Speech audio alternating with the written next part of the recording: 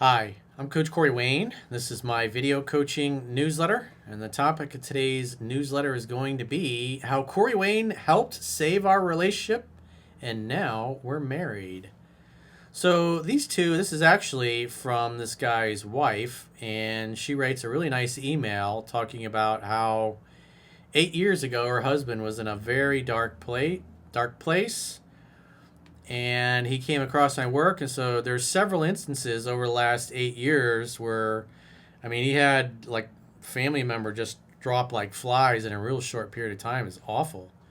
He basically lost all of his family over the course of about a year and a half, and so that's going to take its toll on you. That's not easy when everybody you love, everybody you look up to just gets wiped out in a short period of time. It happens to all of us, but that's tough to deal with. And so she shares how my work enabled him to get through that while also remaining present and being a good boyfriend, and then later a great husband.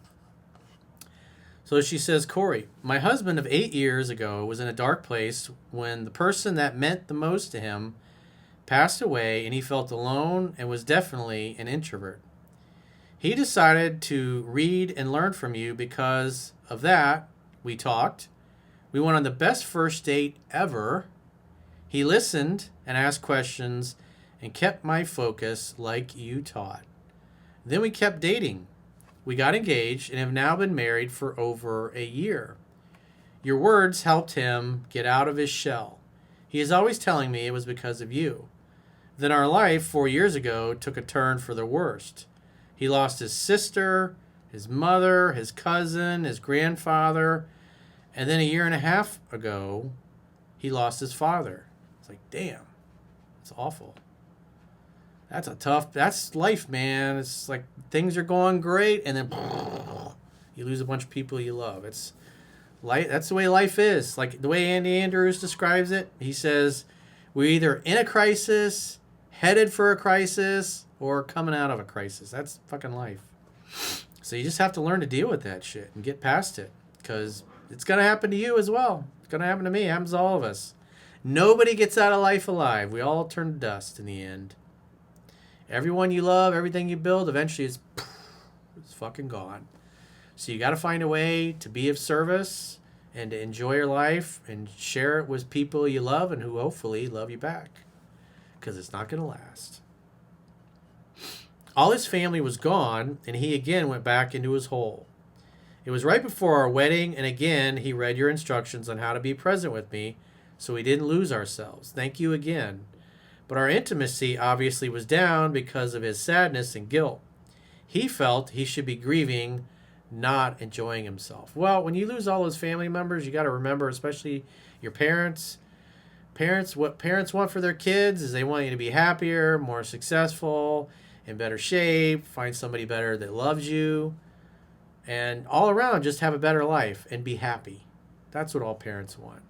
And so feeling bad and denying yourself joy and love, no parent, no family member that truly loves you and cares about you is going to be okay with that. The best way you can honor their memory is fucking rock out your cock out and enjoy your life to its fullest extent. And he never initiated, and I felt like I forced him to be intimate, but I know it wasn't the case. He was in pain. So you're being a good wife. The fact that he was checked out, and what did you do? You focused on making him happy and giving him happy finishes, even when he felt like he didn't deserve it. That's awesome. Because quite frankly, most women would not. They'd be like, you're not doing this, you're not doing that. The box is closed. Well, I went to help my mother through open heart surgery, and my trip was longer than we planned, and he felt alone and depressed, and went for your advice again, and you helped him learn he needs to initiate sometimes and take my panties off, he calls it. Yep, you're supposed to lead. 2 to 3 times a week, even when you don't feel like it. This is like when you're going through a period like this, and you're really struggling, and your girl's, getting a little frisky. The last thing you want to do is lay the pipe when you're grieving. But it's required. You got to be disciplined, you got to do your duty, and you got to keep your girl properly fucked.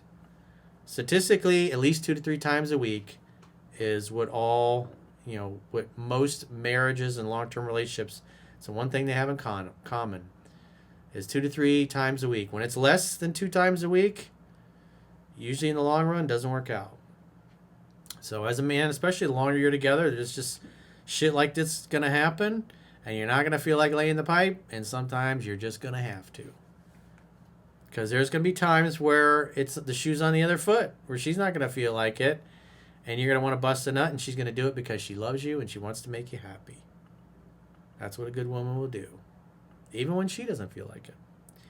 Well, let me tell you something. Our relationship is the best it's been. And every time you have helped him when he was low, and because of you, we found each other and have an amazing marriage. We're best friends and lovers. We are empathetic and understanding towards each other because of you. You probably get these all the time. I do, but it's really nice to see from time to time. But this is something kind of silly. Would you be open to sending a signed picture or a note to him? Well, how about the video? I don't do signed pictures because that's just fucking weird. It's just imagine this. Imagine somebody coming up to you and go, "Oh, can I have a signed picture, please? Can I have your autograph?" And you're like, "What? Why? What are you gonna do with that?" So the way I prefer it is this email and the video. There you go. You got a video dedicated to the two of you and your beautiful love story. You made our lives for the better, and we would love to have you somewhere in our home. Well, you got this video. You can always review it. That just sounds weird. Having my picture in your home, like a shrine, is like, don't do that. It's not. It's just weird. Again, how would you feel if somebody's like, "I got a shrine and I got pictures of you"? You're like, why?